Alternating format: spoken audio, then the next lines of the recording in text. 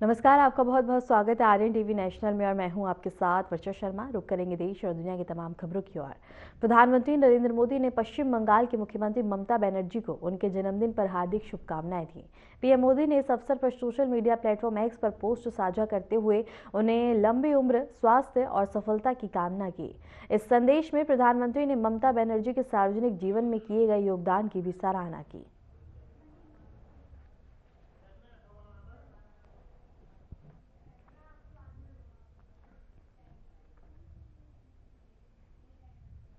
रुक करेंगे बड़ी खबर की ओर। दिल्ली विधानसभा का शीतकालीन सत्र आज से शुरू। 4 दिवसीय शीतकालीन सत्र सीएजी सहित कई मुद्दों पर हंगामे के आसार है। शीश महल और जल बोर्ड पर और इसके साथ ही सीएजी रिपोर्ट में मचेगा बवाल। वायु प्रदूषण पर बहस संभव है। कई अहम मुद्दों पर चर्चा होने की संभावना है। इस वक्त की बड़ी खबर हम आपको बता रहे हैं, जहां सीएजी रिपोर्ट में बवाल मचेगा। इसके साथ ही बता दें कि आज से शुरू 4 दिवसीय शीतकालीन सत्र। दिल्ली विधानसभा का शीतकालीन सत्र आज से शुरू और इसके साथ ही सीएजी सहित कई मुद्दों पर हंगामे के आसार है। शीश महल और जल बोर्ड पे हंगामा देखने को मिलेगा। सीएजी रिपोर्ट से बता दें कि बवाल मचेगा।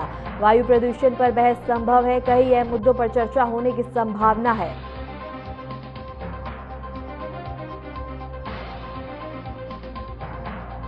और इस वक्त की बड़ी खबर हम आपको बता रहे हैं, जहां 4 दिवसीय शीतकालीन सत्र आज से जहां शीश महल और जल बोर्ड पे काफी ज्यादा हंगामा देखने को मिलेगा और इसके साथ ही कई अहम अन्य मुद्दों पे भी विचार और इसके साथ ही हंगामा देखने को मिलेगा। उत्तर प्रदेश के मुख्यमंत्री योगी आदित्यनाथ ने लोक भवन में राज्य की गवर्नर आनंदीबेन पटेल से मुलाकात की। इस दौरान दोनों के बीच राज्य की विकास योजनाओं, प्रशासनिक मामलों और अन्य महत्वपूर्ण विषयों पर विचार विमर्श किया गया। मुख्यमंत्री ने बता दें कि गवर्नर को प्रदेश में चल रहे विभिन्न सामाजिक और आर्थिक विकास कार्यक्रमों की जानकारी दी और उनके सुझावों को अपनाने की दिशा में कदम उठाने का आश्वासन भी दिया। आदित्यनाथ ने आनंदीबेन पटेल से मुलाकात करी, जहां राज्य की विकास योजनाओं पर चर्चा देखने को मिली। सामाजिक कार्यक्रमों की जानकारी दी गई।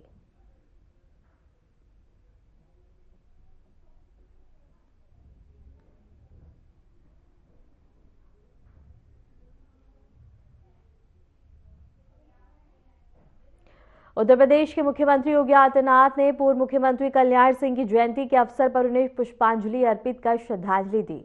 इस अवसर पर आयोजित कार्यक्रम में मुख्यमंत्री ने कल्याण सिंह के योगदान को याद करते हुए उनके नेतृत्व और साहसिक निर्णयों की सराहना की।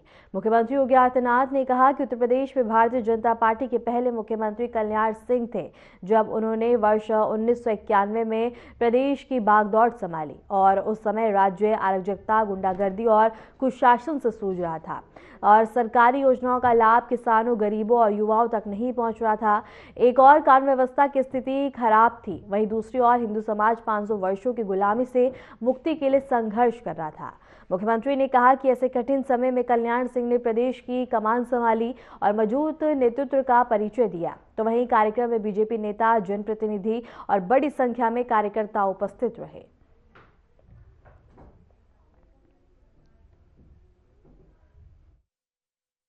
आप सब जानते हैं कि भारतीय जनता पार्टी के पहले मुख्यमंत्री बाबूजी थे उत्तर प्रदेश के अंदर। 1991 में जब उन्होंने उत्तर प्रदेश की बागडोर संभाली थी, उत्तर प्रदेश में अव्यवस्था थी, अराजकता थी, गुंडागिर्दी थी, आतंकी गतिविधियां सिर उठा रही थी। शासन की योजनाओं का लाभ गांवों को, गरीबों को, किसानों को, नौजवानों को, महिलाओं को नहीं मिल रहा था।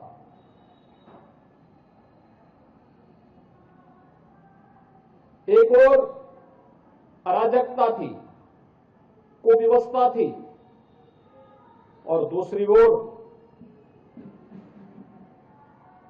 500 वर्षों की गुलामी को दूर करने के लिए छटपटा रहा हिंदू समाज। उन स्थितियों में बाबूजी ने उत्तर प्रदेश की कमान अपने हाथों में ली थी।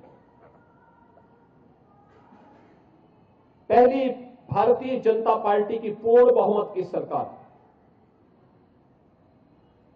और उन्होंने जब कार्य प्रारंभ किया तो कुछ ही महीनों में हर उत्तर प्रदेश वासी के मन में एक विश्वास सुदृढ़ होने लग गया था कि उत्तर प्रदेश अब सुशासन की ओर चल करके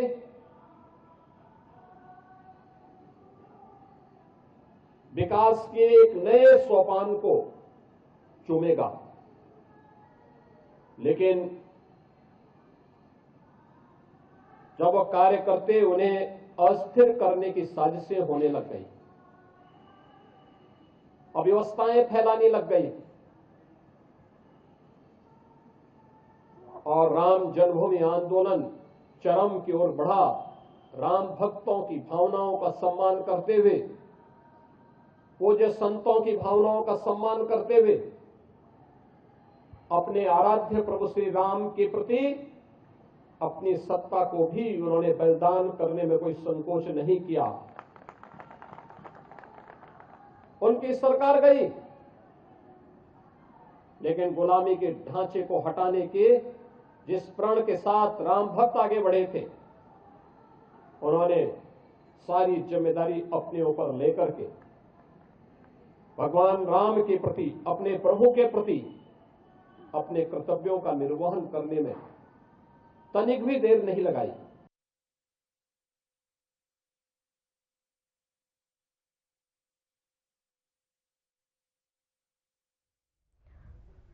मध्य प्रदेश के मुख्यमंत्री डॉक्टर मोहन यादव ने भोपाल में नाइट शेल्टर का निरीक्षण किया। इस दौरान उन्होंने वहां उपलब्ध व्यवस्थाओं का जायजा लिया और ठंड से बचाव के लिए सड़क किनारे रहने वाले गरीब और बेघर लोगों को कंबल वितरित किए।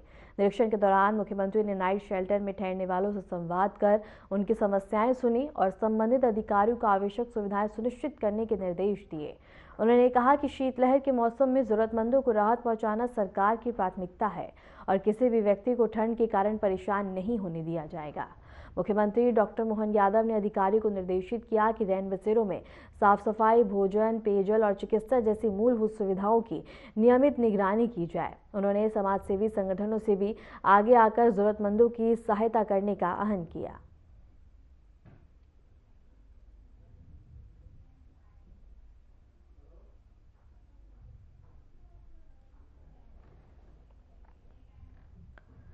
छत्तीसगढ़ के मुख्यमंत्री विष्णुदेव साय ने हाल ही में कहा कि उनका 2 दिवसीय दिल्ली प्रवास सफल रहा, जिसमें उन्होंने राष्ट्रपति द्रौपदी मुर्मू से मुलाकात की। इस दौरान उन्होंने राष्ट्रपति को बस्तर पुंडुम में आयोजित होने वाले कार्यक्रम का आमंत्रण दिया, जिसे राष्ट्रपति ने स्वीकार किया है। मुख्यमंत्री ने बताया कि छत्तीसगढ़ के लिए गर्व की बात है कि पहली बार राज्य को खेलो इंडिया ट्राइबल गेम्स की मेजबानी का अवसर मिला है।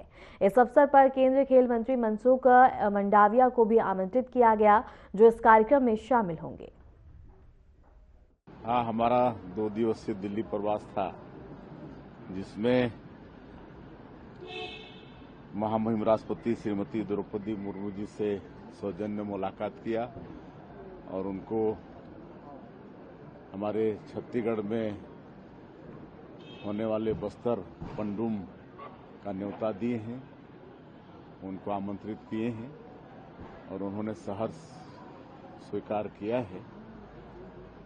और छत्तीसगढ़ का सौभाग्य है कि पहली बार छत्तीसगढ़ को खेलो इंडिया राष्ट्रीय ट्राइबल गेम का मेजबानी करने का सौभाग्य मिल रहा है और जिसमें केंद्रीय खेल मंत्री श्री मनसुख भाई मांडविया उनको आमंत्रित किए हैं, वो भी उसमें पधारेंगे और भारतीय जनता पार्टी के जो कार्यकारी अध्यक्ष हैं श्री नितिन नवीन जी, उनको मिलकर उनके नए दायित्व के लिए उनको बधाई दी है, शुभकामनाएं दी हैं।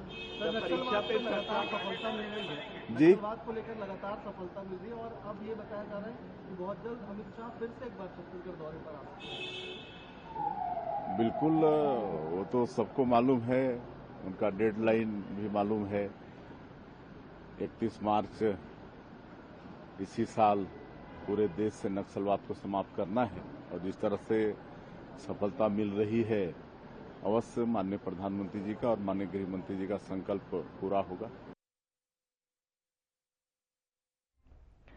इंडिया गेट के पास कर्तव्य पथ पर गणतंत्र दिवस की तैयारियों के तहत भव्य रिहर्सल चल रही है। इसमें बता दें कि बलों की मार्चिंग, सांस्कृतिक झांकियां और आधुनिक तकनीक का प्रदर्शन शामिल है। अधिकारियों ने परेड की समयबद्ध तैयारी और सुरक्षा व्यवस्थाओं को लेकर कड़ा निरीक्षण किया। रिहर्सल के दौरान प्रतिभागियों ने अनुशासन और समन्वय का प्रदर्शन करते हुए वास्तविक परेड की झलक दिखाई। ये तैयारी 26 जनवरी को देश भर में गणतंत्र दिवस के अवसर पर आयोजित होने वाली भव्य परेड को यादगार बनाने के उद्देश्य से की जा रही है। और दिल्ली से एक खबर हम आपको बता रहे हैं, जहां गणतंत्र दिवस पर परेड की तैयारियां, इंडिया गेट पर परेड रिहर्सल शुरू और इसके साथ ही बलों ने परेड का अभ्यास किया। सांस्कृतिक झांकियों के साथ होगी रिहर्सल। भव्य गणतंत्र दिवस परेड का अभ्यास यहां किया जा रहा है।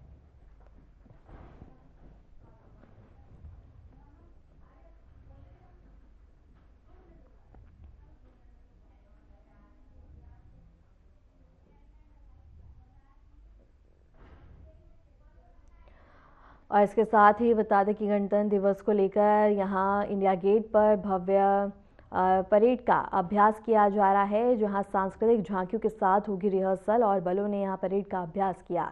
इंडिया गेट पर परेड रिहर्सल शुरू हो चुका है, जहां बता दें कि सांस्कृतिक झांकियों के साथ रिहर्सल।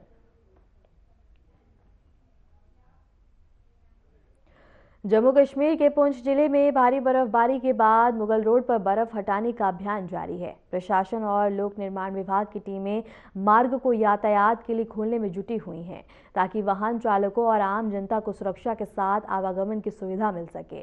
भदरवाह और डोडा में भी ताजा हिमपात हुआ, जिसमें पहाड़ और घाटियां पूरी तरह से सफेद बर्फ की चादर में ढक गए। मौसम विभाग के अनुसार आगामी दिनों में क्षेत्र में हल्की से मध्यम बर्फबारी की संभावना बनी हुई है। स्थानीय प्रशासन ने लोगों से आवश्यक होने पर ही यात्रा करने की अपील की है। वहीं स्कूली बच्चों और बुजुर्गों की सुरक्षा को ध्यान में रखते हुए कई मार्गों पर सावधानी बढ़ा दी गई। बर्फबारी से इलाके का दृश्य अत्यंत ही सुंदर दिखाई दे रहा है, तो वहीं लोग सफेद पहाड़ियों का आनंद ले रहे हैं। और ये तस्वीरें भी हम आपको दिखा रहे हैं, जहां भारी बर्फबारी से मुगल रोड बंद हो गया है और प्रशासन ने सुरक्षा के निर्देश दिए हैं। बर्फबारी से इलाका काफी ज्यादा सुंदर दिखता हुआ नजर आ रहा है।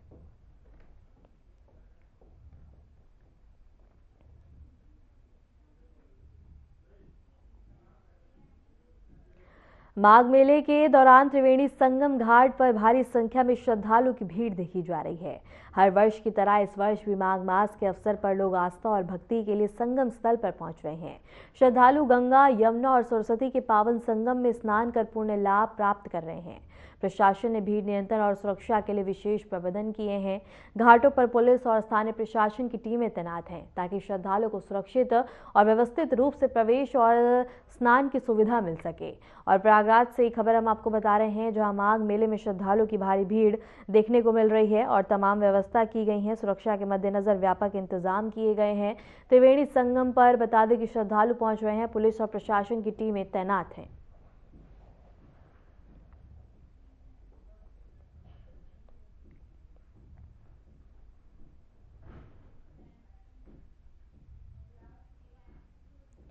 राष्ट्रीय राजधानी दिल्ली में शीतलहर का प्रकोप लगातार जारी है, जिससे आम नागरिकों के लिए ठंड से बचाव बड़ी चुनौती बन गई है।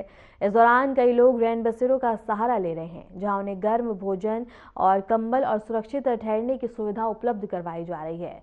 सराय काले खां, जामा मस्जिद और रामलीला मैदान स्थित रैन बसेरों से वीडियो सामने आए हैं, जिसमें लोग बता दें कि अलाव का सहारा लेते हुए नजर आ रहे हैं। प्रशासन ने रैन बसेरों में प्राप्त व्यवस्थाएं सुनिश्चित करने के लिए विशेष सावधानी बरती है। मौसम विभाग ने चेतावनी जारी करते हुए कहा कि आने वाले दिनों में तापमान और भी गिर सकता है, इसलिए लोगों को आवश्यक रूप से बाहर ना निकलने और विशेष सावधानी बरतने की सलाह दी गई है। और ये दो तस्वीरें हम आपको दिखा रहे हैं, इसके साथ ही जामा मस्जिद की तस्वीर, रामलीला मैदान की और सराय काले खां की। और तीनों तस्वीरों में आप देख सकते हैं कि रैन बसेरों में तमाम व्यवस्थाएं की गई हैं और इसके साथ ही शीतलहर का प्रकोप लगातार जारी है।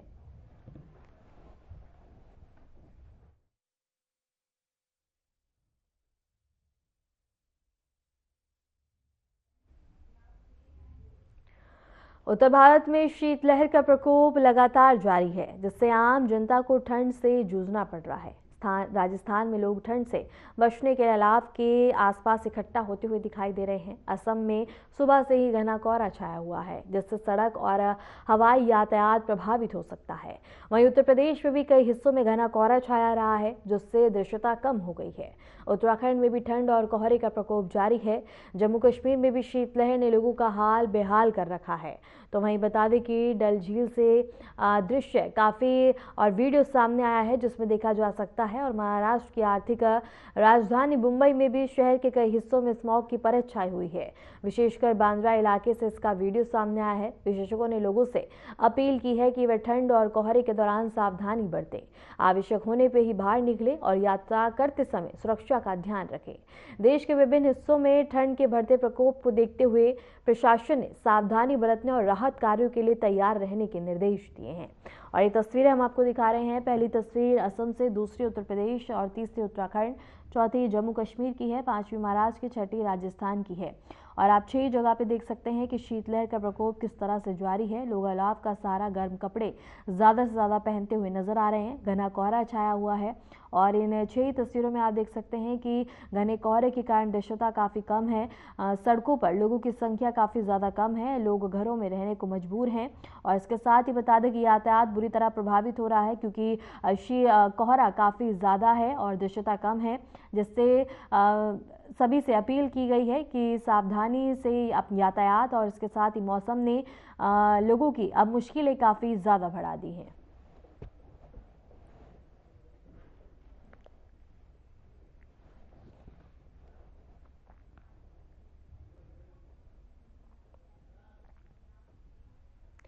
दुनिया की भू राजनीति में एक ऐसा दावा जिसने अमेरिका से लेकर वॉशिंगटन और मॉस्को तक हलचल मचा दी। अमेरिकी राष्ट्रपति डोनाल्ड ट्रंप का दावा है कि वेनेजुएला के राष्ट्रपति और उनकी पत्नी अब अमेरिका के कब्जे में है।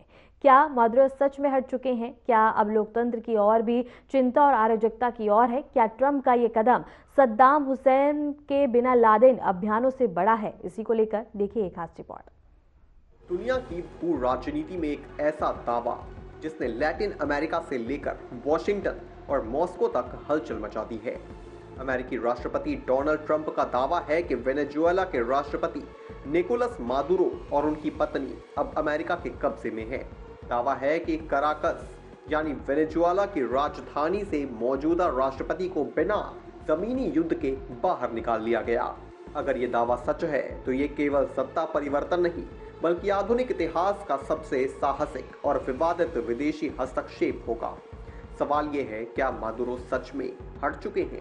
क्या वेनेजुएला लोकतंत्र की ओर बढ़ गया या अराजकता की ओर? और क्या ट्रंप का ये कदम सद्दाम हुसैन और ओसामा बिन लादेन अभियानों से भी बड़ा है? इसी को लेकर देखिए हमारी ये खास रिपोर्ट। शनिवार 3 जनवरी 2026 वेनेजुएला की राजधानी कराकस में ताबड़तोड़ हमलों की खबरें आती हैं। इंटरनेट बाधित, सैन्य ठिकानों पर हलचल और फिर वॉशिंगटन से एक ऐसा बयान जिसने पूरी दुनिया को चौंका दिया। अमेरिकी राष्ट्रपति डोनाल्ड ट्रंप का दावा करते हैं कि वेनेजुएला के राष्ट्रपति निकोलस मादुरो और उनकी पत्नी अमेरिकी नियंत्रण में हैं और उन्हें देश से बाहर ले जाया जा चुका है। हालांकि अमेरिका की ओर से अब तक किसी आधारिक सैन्य अभियान की विस्तृत पुष्टि नहीं की गई है, लेकिन ट्रंप का यह बयान अपने आप में वैश्विक राजनीति का भूचाल बन गया। अगर किसी मौजूदा राष्ट्रपति को उसकी अपनी राजधानी से बिना औपचारिक युद्ध और बिना सत्ता हस्तांतरण किसी विदेशी ताकत द्वारा बाहर निकाल गया हो, तो ये घटना आधुनिक इतिहास में बेहद दुर्लभ मानी जाएगी। डोनाल्ड ट्रंप के दावे के अनुसार निकोलस मादुरो अब सत्ता में नहीं है, उनकी पत्नी भी कथित रूप से अमेरिका के कब्जे में है। यह दावा इसलिए भी असाधारण है क्योंकि मादुरो सिर्फ एक विवादित नेता नहीं, बल्कि एक ऐसा राष्ट्रपति है जो अब तक सेना, खुफिया एजेंसियों और सत्ता के मजबूत नेटवर्क पर निर्भर रही हैं। वेनेजुएला के उपराष्ट्रपति ने तुरंत प्रतिक्रिया देते हुए अमेरिका से मांग की है कि अगर मादुरो जीवित हैं तो उनके जीवित होने का सबूत पेश किया जाए। सरकारी मीडिया ने अमेरिकी दावे को मनोवैज्ञानिक युद्ध बताया है। अब तक मादुरो की उनकी कोई सार्वजनिक तस्वीर, वीडियो या ऑडियो संदेश सामने नहीं आया है। यही चुप्पी अंतर्राष्ट्रीय संदेह को और गहरा कर रही है। वरिष्ठ सुरक्षा विश्लेषकों का कहना है कि ट्रंप का ये दावा सीधे सीधे 2 ऐतिहासिक अभियानों की याद दिलाता है। पहला, 2003 में इराक के तानाशाह सद्दाम हुसैन की गिरफ्तारी। दूसरा, 2011 में पाकिस्तान के एबटाबाद में ओसामा बिन लादेन के खिलाफ ऑपरेशन। हालांकि दोनों मामलों में व्यापक सैन्य अभियान हुए थे, जमीनी हमले हुए थे और युद्ध जैसी स्थिति बनी थी। वेनेजुएला के मामले में अगर दावा सही है तो ये और भी बड़ा ऑपरेशन माना जाएगा, क्योंकि ये बिना औपचारिक युद्ध और बिना राजधानी पर कब्जे के बताया जा रहा है। विश्लेषकों के अनुसार इस पूरे घटनाक्रम का सबसे करीबी ऐतिहासिक उदाहरण है 1989 में पनामा। तब अमेरिका ने पनामा के नेता मैनुअल नोरिगा को गिरफ्तार किया था। नोरिगा पर भी विवादित चुनाव, नशा तस्करी और तानाशाही के आरोप लगे थे, लेकिन फर्क ये था कि पनामा में सीधा सैन्य हमला हुआ। पनामा की सेना जल्द हार गई और फिर नोरिगा को पकड़ा गया। वेनेजुएला में अगर मादुरो बिना युद्ध निकाला गया है तो ये नोरिगा मॉडल से भी आगे का कदम होगा। रक्षा विशेषज्ञों का कहना है कि इस बार अमेरिका ने लो विजिबिलिटी, हाई प्रिसीजन रणनीति अपनाई हो सकती है। मतलब कम शोर, कम सैन्य तैनाती, लेकिन बेहद सटीक लक्ष्य। राजधानी कराकस किसी भी देश की सबसे सुरक्षित जगह होती है। वहां से मौजूदा राष्ट्रपति को निकालना असाधारण खुफिया क्षमता और स्थानीय सहयोग के बिना संभव नहीं है। CNN के इंटरनेशनल सिक्योरिटी एनालिस्ट निक पैटन वॉल्स के अनुसार ये ट्रंप के राजनीतिक कार्यकाल का सबसे बड़ा विदेशी सैन्य हस्तक्षेप हो सकता है। उनका कहना है कि ये कार्रवाई दिखाती है कि डोनाल्ड ट्रंप विश्व स्तर पर अमेरिका की कार्रवाई की स्वतंत्रता को कितनी दूर तक ले जाने को तैयार है। ये केवल वेनेजुएला नहीं बल्कि पूरी दुनिया के लिए संदेश है। सबसे बड़ा सवाल यही है, अगर मदुरो वाकई सत्ता से हट चुके हैं तो आगे क्या? अमेरिकी हस्तक्षेप के समर्थकों का मानना है कि इससे लोकतंत्र का रास्ता खुलेगा। मारिया कोरिना मचाडो या 2024 के विवादित चुनाव में विपक्षी उम्मीदवार एडमंगो गोंजालेज जैसे नेता सामने आ सकते हैं, लेकिन जमीनी हकीकत इससे कहीं ज्यादा जटिल है। वेनेजुएला के आपराधिक गिरोह, कोलंबियाई गुरिल्ला संगठन और ड्रग कार्टेल के देश के सबसे बड़े हिस्से पर प्रभाव रखते हैं। मादुरो के हटते ही ताकतें खत्म हो जाएंगी। सेना के भीतर विभाजन संभव है। सबसे संभावित परिदृश्य ये है, न तुरंत न लोकतंत्र, न तुरंत गृह युद्ध, बल्कि लंबी अस्थिरता, सत्ता संघर्ष और सैन्य अभिजात वर्ग से राजनीतिक सौदेबाजी। लैटिन अमेरिका के लिए ये एक खतरनाक मिसाल बन सकती है। क्यूबा, निकारागुआ और यहाँ तक कि ब्राजील तक इस घटनाक्रम पर नजर बनाए हुए हैं। रूस और चीन की प्रतिक्रिया अभी आनी बाकी है, लेकिन दोनों के लिए ये अमेरिका की खुली दखलंदाजी मानी जाएगी। डोनाल्ड ट्रंप का दावा यह है कि सिर्फ एक बयान नहीं बल्कि वैश्विक शक्ति संतुलन की परीक्षा है। अगर ये दावा सही साबित होता है तो वेनेजुएला एक नए अनिश्चित अध्याय में प्रवेश करेगा, और अगर नहीं तो ये सूचना युद्ध का सबसे बड़ा उदाहरण बन जाएगा। फिलहाल दुनिया की नजरें कराकस पर टिकी हैं, क्योंकि यहाँ सिर्फ एक राष्ट्रपति का भविष्य नहीं बल्कि पूरे क्षेत्र की दिशा तय हो सकती है।